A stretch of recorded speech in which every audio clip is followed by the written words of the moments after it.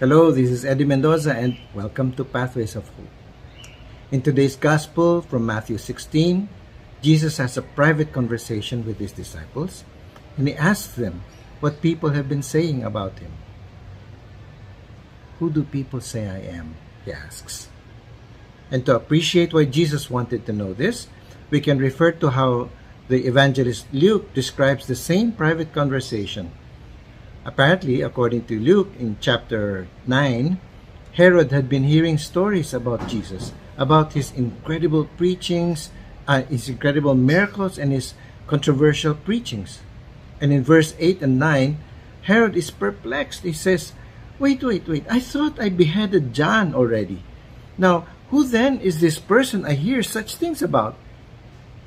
And so Herod must have started asking around about Jesus.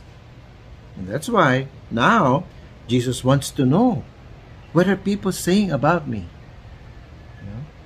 Then Jesus shifts the conversation and turns to his own disciples and asks them, what about you? Who do you say I am?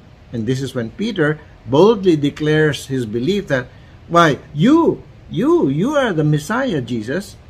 And Jesus happily bestows on Peter the keys to the kingdom of heaven. And the rest is history. Now, fast forward to today, more than 2,000 years since that happened.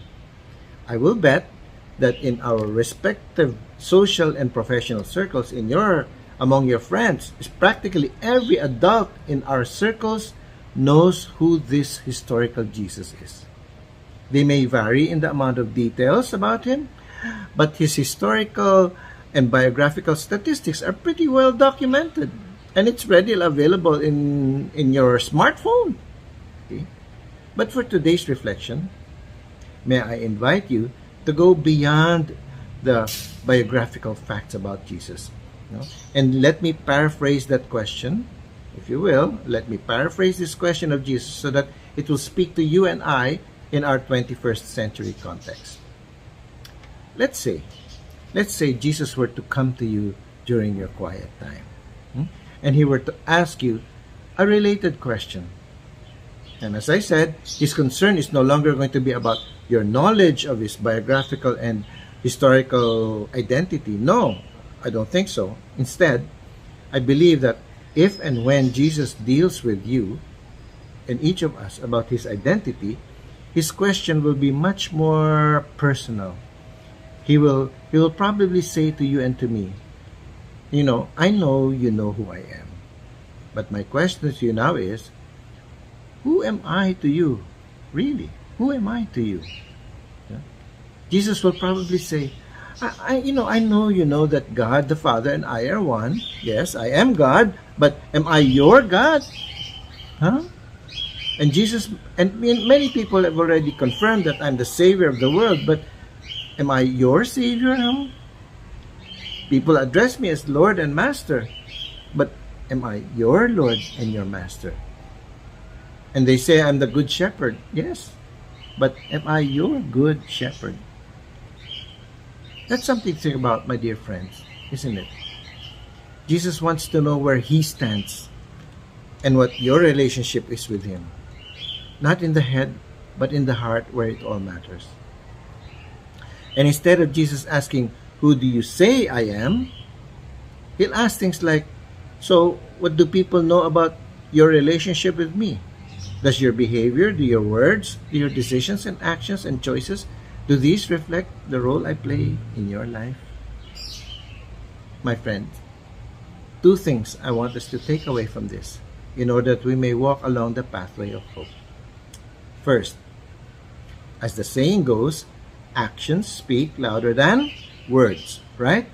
Actions speak louder than words. So, has your life been impacted by the true and intimate knowledge of who Jesus is?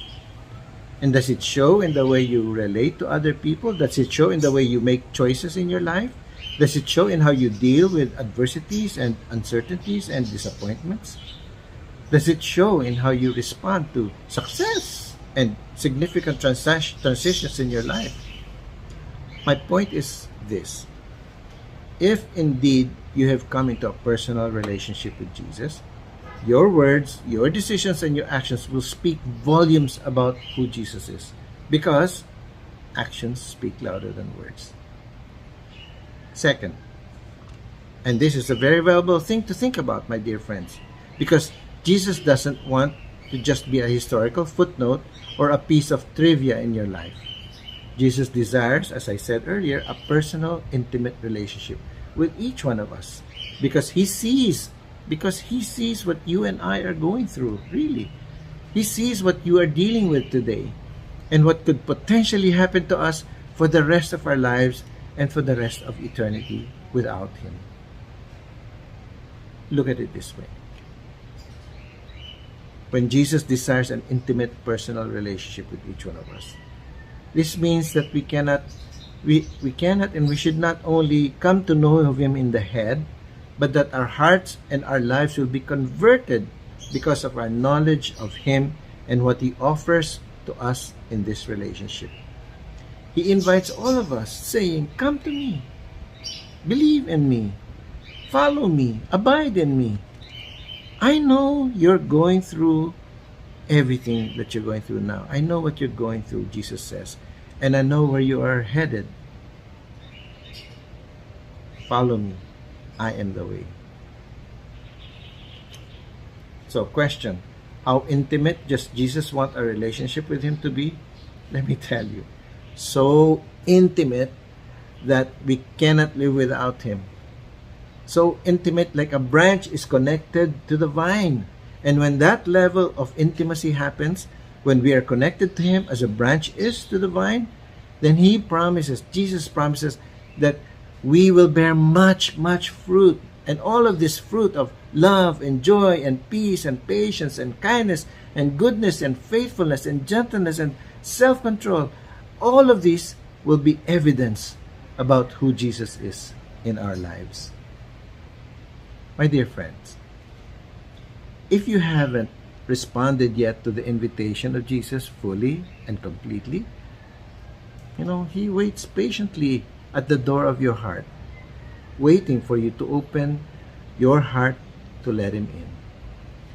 But once you do, once you open that door of your heart, once you decide that you want that kind of intimate personal relationship with the Good Shepherd, with the Lord of Lords, with the way, the truth, and the life, once that happens, once you open the door, believe me, you will be filled with joy and receive peace beyond all understanding. And you will be a new person, as if you were born again. And it will no longer be you, but Christ who will live in you. God bless you.